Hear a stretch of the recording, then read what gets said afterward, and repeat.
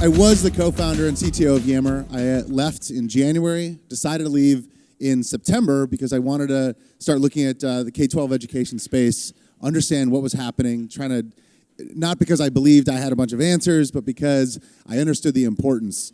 And we'll talk a little bit about that. But first, I want to tell you a little bit about why I'm here, and hopefully that'll set some context, because I'm not going to talk much about education, because that's not my area of expertise. We're going to be talking a bit about the future of work and why that's important to you. First of all, just to level set, how many people here have heard of Yammer? So fair number. All right, well, that's helpful. Thank you. Before I actually mention Yammer, I want to tell you just briefly my education story, which will explain my interest in education. I grew up in Phoenix, and it was like a lower middle class neighborhood. There's no gangs, and I went to a high school there that was supposed to be a good school. It was not a good school. The teachers were not engaged. I remember I started Algebra 1 in freshman year. The teacher got up and said, "Look, I don't want to be here. You don't want to be here. Let's just get through this." I'm literally serious. Funny enough, one of the co-founders of Yammer also happened to grow up in my neighborhood, but we didn't know each other, moved to that neighborhood in 4th grade. They tested him, and they said, "Oh, you're not one of the smart kids." And they put him in the less smart kids math class. And he remembers that he went through 4th through 6th grade in the remedial math class. And in 6th grade, they made everyone take a test as a contest. And he's walking to school, and over the loudspeaker, they say, he is just one of all the people in the entire school, the math contest. Meanwhile, he was in remedial math. They said, "Oh, we were wrong. You should go be in the smart kids math class, and you're captain of the math team." All without, And for me, what really changed my view of school was that I was dating a girl who lived in Scottsdale. I don't know if you know where that is.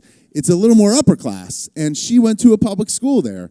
And it was night and day. I was blown away. We both go to public schools, and yet your school is awesome, and mine stinks. And I was so frustrated by this idea that the inequity of the fact that it's not like I live in a slum and she lives, in a palace, and yet it was still so inequitable. And I began to think, even at that time, well, geez, if I'm in a middle class school, imagine kids that are at in urban areas. That must be even way worse. And so since really I was in high school, I was frustrated by not just inequity, but the systems and the established systems that perpetuate inequity.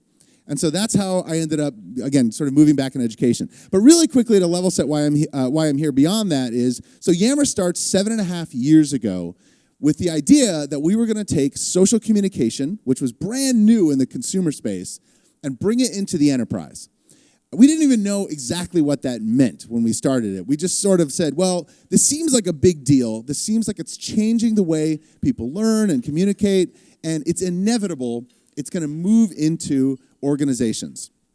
So we launch and immediately actually start getting traction without us even understanding what it was. It's this weird thing where we started a company not knowing the value of what it was, and yet all these companies were coming. In fact, so much traction that in 4 years, by 2012, we were in 85% of the Fortune 500, and then Microsoft ended up acquiring us for over $1 billion. From zero, we had 3 employees to 500 employees.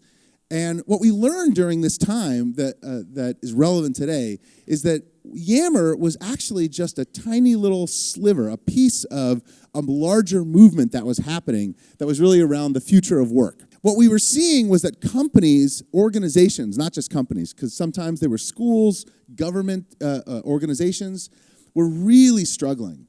They were struggling because the world was changing so fast around them. And they were trying to figure out how to absorb all this change. How do their employees who are on a daily basis deal with the fact that they're getting new challenges every day? How do they make sure that something they learn in one part of the company gets transmitted over to another part of the company? All these challenges. And what we began to start to hear about was this idea that the old model of how we run companies was like reaching a breaking point. And we were going to need new models. Now, all of this happened, I learned all of this before I knew anything about the education space or what was happening here. So first of all, I just want to say there's two reasons why what I'm about to talk about is important to you. One is, if the future of organizations is indeed going to be different, then it is going to have to impact how we teach kids, because we're going to have to prepare them with the skills they'll need, not just for today or yesterday's organizations, but for tomorrow's. All the statistics you hear about the number of jobs that will be created that don't exist today are all true, and we're going to explain a little why. But there's another reason why the future of work is important to you, and why I'm excited to be here, because many of you here are leaders of organizations. And that means that the struggles that the CEOs and the other CIOs and the leaders I talk to are facing are probably similar to the struggles you're facing. And the changes that are required of them are probably also required of you.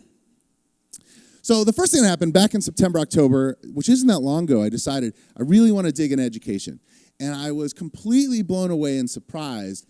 I remember, I think the first talk I heard was Peter Senge, who was talking about education, and he begins to tell this story about how the current model of education, the factory model, industrial revolution, and then I remember I heard Sal Khan and Wendy Kopp, and then I heard all these people, and they had all this story about how the education system doesn't work because it was built for a different era. But the ironic part that I just did not expect was that for years now, I have been going around the world talking to business leaders and telling the same story about work. I'd literally been starting saying, industrial revolution, the whole thing, and this is breaking a model, we need new models, and that's what they're hearing. Which, of course, at first I was surprised, but then it makes sense, because school and work grew up together. I mean, they grew up symbiotically to help each other out, and they reinforced each other. What work needed, school needed. And now, just as like what's happening with work, the changes have come so fast that we've really been unprepared for how to move to these new models. And frankly, it's no longer the case that gradual change is going to work, that just simply tweaking the old model will work. So if you'll humor me, I want to tell you about the history of work for a second in the same way that business leaders think about and talk about as well. And indeed, it starts in the industrial age, just like you'd hear Ken Robinson talk about it. But here's the point I want to make, which is maybe a little different. We had large organizations before the industrial age. We had governments, military, but we didn't really have companies. This is really the first time in human history where we were trying to provide goods and services in this sort of commercial model globally. And there was one thing that was more important above all else. And, I laugh actually because a lot of times people think that the way we run organizations was discovered like gravity. Like, of course it would be this, we found it, and this is the way it is. But it isn't. We invented it, we iterated toward it. We had a lot of bad ideas at one point, but we were trying to optimize for a particular thing, efficiency. Efficiency was the root of why we ran organizations the way we did. We were trying to capitalize on economies of scope and scale to drive efficiency. And we viewed organizations themselves, we began to view them like factories. And around, you've got the East India Company, and then you get to Dow Chemical at the turn of the last century. You see the rise of the traditional org chart titles. And then you get to Frederick Taylor, who was the creator of scientific management. And Frederick Taylor said, and it's funny because we joke about the factory model and think that can't be true. Frederick Taylor said, there are two types of people in companies, thinkers and doers. And the doers are too dim to make decisions for themselves. And so we need the thinkers to make the decisions for them. And that was the idea. Well, why was predictability important? Because the way we viewed efficiency was through the lens of predictability, which is if I can predict the future 5, 10, 20 years out, I can break up the work, eliminate duplication, tell everyone exactly what to do, set targets, set measures, create punitive actions, whatever.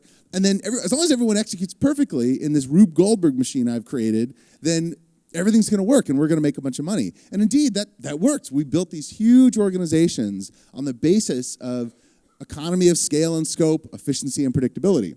Fast forward to the information age. Now, the only point I want to make about the information age is this is not when things started to change. Maybe a little bit. This is the catalyst of change. But in the information age, we were not doing anything very interesting, actually. All we were doing was we had introduced technology, information technology, to drive efficiency.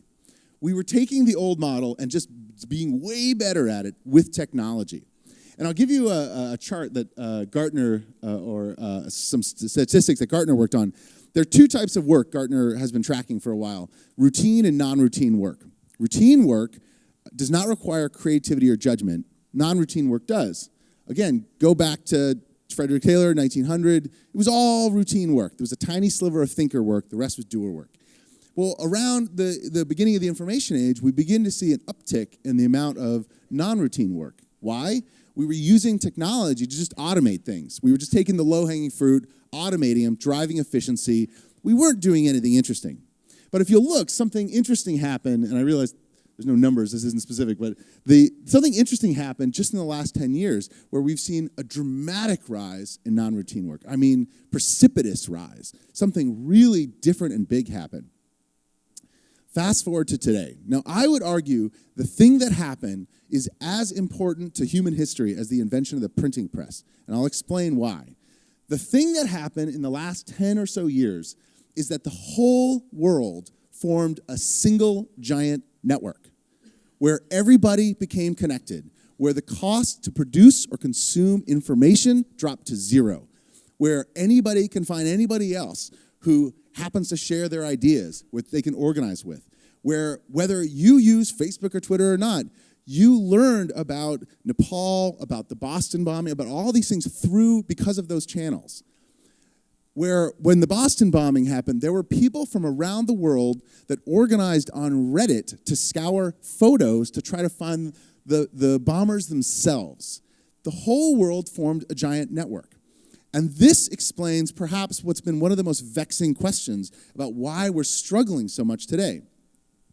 Because it is information that drives change. In fact, I'll go one step further.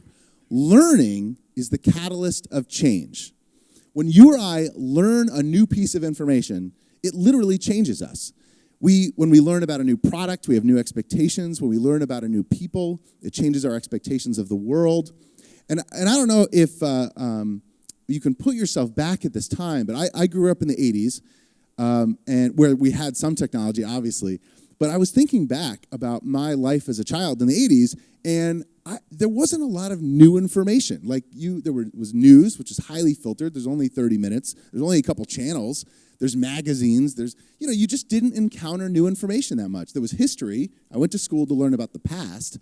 But when were we learning new information? Well, today, we learn new information every day. Every day, we're being changed by new information. And in fact, not only is the world receiving more information and that changing those people, but it's creating feedback loops, because now someone in one corner of the world can learn something and say, aha, that gives me an idea. They share it out and somebody else learns something. So the whole world is rapidly iterating and learning. Now, the problem, we didn't build the structure of organizations. The very thing we optimized for was not change. It was efficiency and predictability. And you think about that word predictability. It is literally the opposite of adaptability. You can't both be predictable and adjust to the world around you. Those two are impossible. And so what we've essentially been trying to do with technology over the last 40 years is just drive efficiency to try to outrun this predictability, and it's not working anymore. Just to give you an illustration of this world that we exist today, this is a company or an organization, and this is the customers. This is your customers. Information does not travel quickly in these rigid hierarchies. It wasn't made to. The whole world is sharing and learning and changing. And meanwhile, we're stuck. That red dot down there might be a customer service person who's hearing about something that's extraordinarily important. That information will never make it to the CEO. It could never make it up there. This could be parents. Now, I made the point earlier that this isn't just about what we teach our children. You are facing this problem. People are coming to you all the time, suddenly expecting you to know about all this education technology you're going to have to figure out overnight. And parents are heard about a school down the street. And, there are all these things happening where expectations are changing so rapidly for you as well, just like CEOs of companies.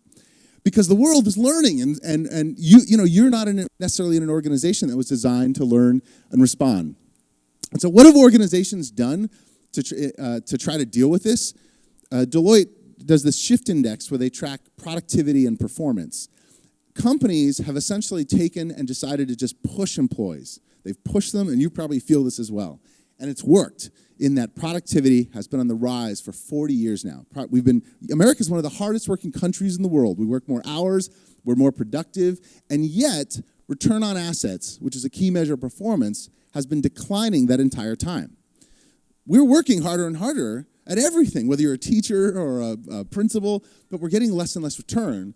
And I think the correlation is that as the pace of change increases, this old model isn't working. And our companies are getting worse, even as we push the old model harder. And what is the result of this from an employee perspective? 87% of global workers are disengaged at work. Almost half are actively disengaged. What does this mean for leaders? Just at the moment where we really need everybody to get together and start figuring out what to do, they've stopped caring. Employees are starting to give up. And why would they give up? Well, on one hand, how confusing is it that we can go home at the end of the day and we have a question, we can look it up, get an answer. We want to find people who can help us, they can help us. We get to work, we're in a sensory deprivation tank. We can't work with peers, we can't find answers. That's incredibly frustrating. But the real reason is that the real people who feel this disconnect are frontline employees. Whether you're a teacher, whether you're a retail worker, whether you're it doesn't matter. If you deal with customers, you feel every day the disconnect between your job description and what you really should be doing if what you cared about was the customer. And so it feels like, well, gosh, my organization doesn't care enough to change what we're doing. Why should I care? So for all these reasons, just like in the education space, we need a better way. We need new models.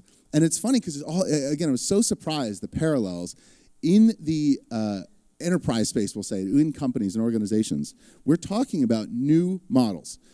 New, we call them operating models, that are different from the old hierarchical command and control. And companies are experimenting. Large companies, all large companies, have places in their company where they're experimenting. And so if the old model was about optimizing for efficiency and predictability, then what is this new model? Even if we knew nothing else, if we just knew we could go in a certain direction and optimize for something, what would it be? It's about learning and responding. It's about how quickly we can learn and respond to new information by encouraging the open flow of information, by experimenting, learning on rapid cycles, by changing the relationship we have with our employees, with our customers, by working like a network with our employees, our partners, and our customers, working together, communicating, and sharing. We call these responsive organizations because we needed a name. So, and I want to give you a couple examples, and I'm going to start with a banal one, and then I'm going to move to a couple more extreme ones. Everybody here has eaten a Red Robin, probably, more than you'd like, probably. So hamburger chain, you wouldn't think they cared about disruption, whatever, but actually they were under a lot of pressure. A lot of new chains like Chipotle and, fast casual, they call it.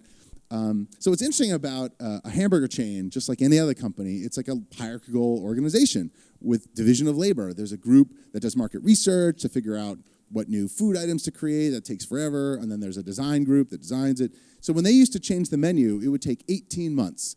18 months to get through that process, roll it up to a couple stores, get data a couple months later, change the menu, and it still failed. After 18 months, they were still having losing products. And so I'm sure there were people in this company, just probably like there are people in your organizations, who were saying, you know why things are failing? Because we're moving too quickly. We got to slow down. We got to do more research. We got to like plan more. Because that's our old instinct. Our instinct is that failure is a lack of planning, right? And yet, Chris Laping was our CEO, said that is not why we're failing. It's because we're moving too slow. And one of the reasons why we can't allow ourselves to move faster is because it will require changing the relationship we have with our frontline employees, with our servers, our low-paid, often young servers. And so when they were creating this burger, it was called the Tavern Double or something. They said, here's what we're going to do. We're going to roll it out to a couple stores, but we're going to take the designers of the burger, the market research people, and the servers, and we're going to put them in a Yammer group, which is how I heard about this. And we're going to tell those servers, you're part of the design process now, you low-paid worker. So when you're serving a burger and asking questions, pull out your phone when you're done and start talking to the designers and say, this is what they said. And the designers can say, ask this question, try this, add another pickle, whatever. They went from 18 months to 4 weeks by radically changing the expectations of their frontline employees. And think about those frontline employees were originally told, do not use your brains, do what you're told. And then suddenly they're being asked, use your brains, start talking to people. So it's a banal example, but let me give you a couple more extreme examples. I think you probably all know who General McChrystal is. He essentially was in charge of Iraq and Afghanistan during the 2000s, starting in 2002. By 2004, he's losing the war. They're losing the war in Iraq. And he, much like every company in the world, the way he responded up until that point was, man, we've got to push the system harder. We've got to have to get more efficient. And by 2004, he said, enough. We are the most efficient bureaucracy in the world, and it's not fast enough. We're not responding fast enough. And so he decided we need a new model. And that model was one where they would take people on the front lines and start to talk to them all and empower them all in the same way that Red Robin was empowering servers. And in that model, there were these daily strategy meetings. There might be a frontline person who's talking to a 3-star general. And he had to retrain those generals that their job wasn't to have the answers. It wasn't to tell everyone what to do. It was about learning and empowering these frontline people so that they were learning and making decisions on their own. And they're still working on this new model. He since left to start a group called the McChrystal Group, which is helping companies do this. Now, I'm going to give you one more example on the extreme side, because obviously when we talk about new models, there's a huge spectrum, from very new model to people who are on the path. Everyone here has heard of Zappos. They sell shoes. Zappos is a pretty traditional company. It sells shoes. It's not a high-tech company. Obviously, it was started recently, so they leverage technology. Zappos is a great company. They're a couple thousand employees, 2,000 or 3,000. They make a lot of money. They were bought by Amazon. Great culture. I mean, it's as good a company as you could hope for. But a couple of years ago, Tony Hsieh, the CEO, said, even under the best circumstances, we are not moving fast enough. We're not learning and responding fast enough. We're going to have to change our model. And so Zappos decided to go to a new operating model, which happens to be called holacracy. And in holacracy, there are rules, there's accountability, there's ownership, but there are no managers. There are no managers. And Tony, just a couple of weeks ago, in the middle of this process, wrote the whole company and said, by the end of 2016, we'll have phased out all managers. By the end of 2016, there'll be people who own things, but they won't own people. And we're talking about the factory workers, the customer service people, no managers. Imagine the difference in expectation of those employees, those factory workers. And they're not the only one going this extreme. There's a bunch of examples of large manufacturing companies. There's an oil company that are moving to these models, not because they think it'd be fun to do this, but because they just can't respond fast enough, and they need to figure out how to get the brain power of more of their employees working to help them improve. So what I can tell you is that the future of work will be different, and the expectations on employees will be different. So let's talk a little bit what companies today are looking for and compare that to the way that we teach our kids. When I went to school, I sat in a chair, I was lectured to, I took tests. That was it. There was nothing else. I sat in a chair, they lectured, I took tests. That was it. There's no group work, there was that was my experience. And yet companies today are saying, no, you're not going to be doing routine work anymore. You know why? Computers. We're getting rid of all the routine work. There's going to be very little left. Factory work, automated. I don't know if you guys know this, but starting in 2011, China said, we can't find enough low-paid labor in our factories. They couldn't actually find enough. So China started incentivizing companies to eliminate factory jobs through automation. They said, if you can get rid of half your workforce with computers and robots, we'll give you subsidies. They were subsidizing the elimination of routine work. It's just not going to exist. So what will companies look for? They're going to want people who can solve problems, who are curious, who like to learn. They're going to need people who have a high emotional intelligence. Because the number one thing, and they do studies on this, that CEOs are saying they're looking for today is collaboration. They don't know what that means, but it means you can work well with others. It means you can solve problems with other people. It means you can step outside of what you know to help others where they know it. And that's what they're looking for. Is that what we teach kids today? Not very much. We're moving in this direction. But again, this isn't just about what we need to teach kids. This is about you guys as well. Schools are organizations. Districts are organizations. You run organizations. you are facing the same problems. You have there are incredibly high expectations coming from everywhere. Whether, again, you're supposed to know about every new technology that's out there, and you're supposed to jump to, you probably have teachers or other groups coming to you saying, you need a new model, here's 10, you have to do all at the same time, How do you deal in a situation where you know that the future will be different, but you don't know what it is? There's no blueprint. No one's going to come and say, you know what, we figured it out, this is the thing you're going to need to do, here's the checklist. Go and do it, and you'll be fine. And then everyone will leave you alone. Not going to happen. So the one thing that we've identified that's really changing within these new companies is the role of leadership. This role, the role of leader, is going to change more than any other role in all organizations. And you think about why.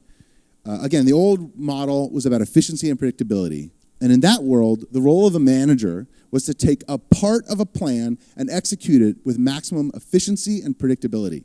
Your power came from your position in the org chart, as well as the information that you held as currency. That was the old model. The new model says the plan, we don't know the plan. The plan is about experimenting. The control, your employees are getting new information every day. You can't possibly know all the information yourself. You can't possibly be expected to know enough to make all the right decisions on your own.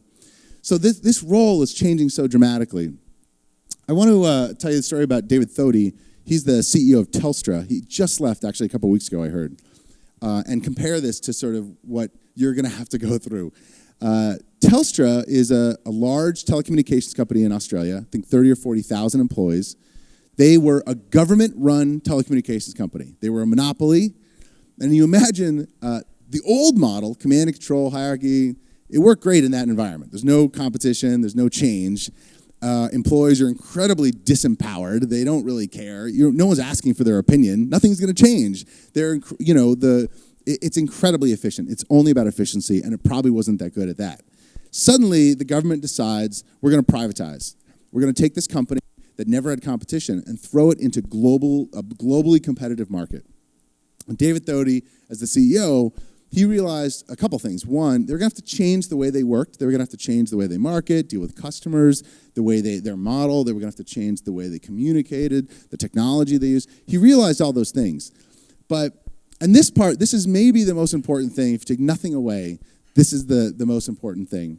What he realized was more important than any of those things was that his biggest problem was the mindsets of his employees, that they had a learned helplessness, that they had been disempowered for so long that they just had given up, and they weren't going to help. They didn't think they had any power, that anybody cared. And suddenly, he's got to turn this company into something that's going to start changing and innovating and adapting. And that was his big problem. And so he had done a lot of things to try to change their mindset. But I'll just give you one story as an example. So I know David because they use Yammer. They have all 30 or 40,000 employees, can say whatever they want. There's no moderation. He gets on there one day and he says, everybody, I want to know the processes, the IT systems, the procedures. I want to know anything that's holding you back from doing your best job for our customers and each other. Tell me everything. Terrifying. I mean, can you imagine a leader doing that? Can you imagine going to all your teachers and say, just unload. Just tell me everything that's wrong. That's what he did. He had over 800 responses in under an hour. In under 1 hour, there were 800 responses. Now, he couldn't go through all of them, obviously. So he said, all right, we're going to get our leaders together. And we're going to pick the top 10. And we're going to go and figure out what we can do together. And we're going to engage you on this. You have to help us. We're going to start improving these things. Now, he partially did it because he's got to start improving, but he really did it because he had to start changing the mindsets of the people in that company. He had to start telling them, your voice matters. We're going to have to change together. We're going to change. You are part of the change. This is no longer about us telling you what to do and you obeying us. This is now about a dialogue. And you're a part of that dialogue. Incredibly risky, incredibly interesting. And so what I want to do is actually introduce you to 3 words, safe to try. 3 words that are one way in which you can begin to unlock your organizations. And this could be teachers, this could be your employees in other ways, because at the end of the day, you don't know the future. You're not going to get a blueprint. You're not going to know exactly what to do. And I tell you what will not work. What won't work is waiting around until you have a perfect plan that can't fail. You're not going to have that either. What won't work is the old way of saying, here's a problem, let's imagine a perfect solution. Oh, look, it's really, really large and complicated, therefore we're not going to do it. Because that's kind of what happens. And so the way you get out of that and begin to unlock your organizations and change is to take one of those problems that you're having, your teachers are having, your whatever it is, and say, okay, forget the perfect. What would be safe to try? What is something we could do that we could learn something that would be safe to try? And your job is to help design the safe to try, to help encourage the safe to try. And so what are some things that make something safe to try? Well, small groups of people who are empowered make it safe to try, because a small group can talk and interact. And not just any small group. One of the big mistakes we make historically, because we got really in a division of labor, is we'll create a group of people to go solve a problem, but we don't give them all people or tools necessary. So imagine for a moment you said to all your teachers, hey, go just try a bunch of technology. Just go do stuff. Well, the IT departments would freak out and say, what is going on here? They have to be involved too. So safe to try means all the people who really can come together to do something so that doesn't happen, so that the right brain power and tools come together. And I don't mean a team which is like you go off and do one thing and then you ask the IT department and you go back later. I mean like a real team of people that are empowered. And it's about doing things that are short time and scope. It's about saying, you know what, if the plan we come up with is resolved to try to improve this is this year-long, complicated, we're never going to start. But safe to try means this is something we can learn quickly. This is an experiment we can run quickly. And what isn't safe to try is when people work in the dark, because now nobody trusts them. Even if it was a great idea and it worked great and the learning was great, if people work in the dark, nobody trusts. And so safe to try is about people working more in the open, even though that's risky and vulnerable. And this is the part that is specific to you as leaders. Safe to try means okay to fail. And that is just not something that we have encouraged. We've told our employees. What we've said to our employees and what you were told was, if there's something wrong, you've got to find the perfect solution. And it was supposed to be perfect. And so if it didn't work, that's your fault. And so suddenly we all get caught up making it so that we can't even start. We can't even try because we're waiting for the perfect. There is no perfect. And in fact, this is something we have to all internalize. The changes you make that improve your schools and your districts are going to cause new problems. And you'll have to address those problems with new solutions, which will cause new problems. And you'll have to address those problems with new solutions. There's no end. There is no, we figured it out. We've got, we went from X to Z, and now everything's perfect, and we can go back to just running the organization. It's just going to be about constant learning and change, but about making that less painful and about making that more tractable by making it okay to fail, by designing these experiments that are safe to try. Now, obviously, I couldn't come up here and tell you exactly how to run your organizations. I can tell you that we are at the beginning of a generational shift in how organizations work, in the same way that we're at the beginning of a generational shift in how schools will work, to match the way the world is working. And the most difficult thing about this is that none of us were prepared for it. That the things that we learned that made us successful when we got here are not going to be the things that make us successful in the future.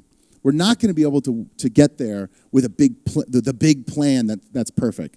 We're not going to be able to get there by squeezing people to just work harder, by driving efficiency, by punishing people to succeed more. We're only going to get there by making things safe to try. And because this is going to feel so uncomfortable, it's not going to be the kind of thing where you got to wait until you feel good about it to start. And that's the most painful part, I think. The only way to really figure out and get moving is to literally get moving. And it is through action and through trying that it'll start to feel good. And it'll start to show results. And you'll be able to move your organizations by just making things safe to try. Thank you very much.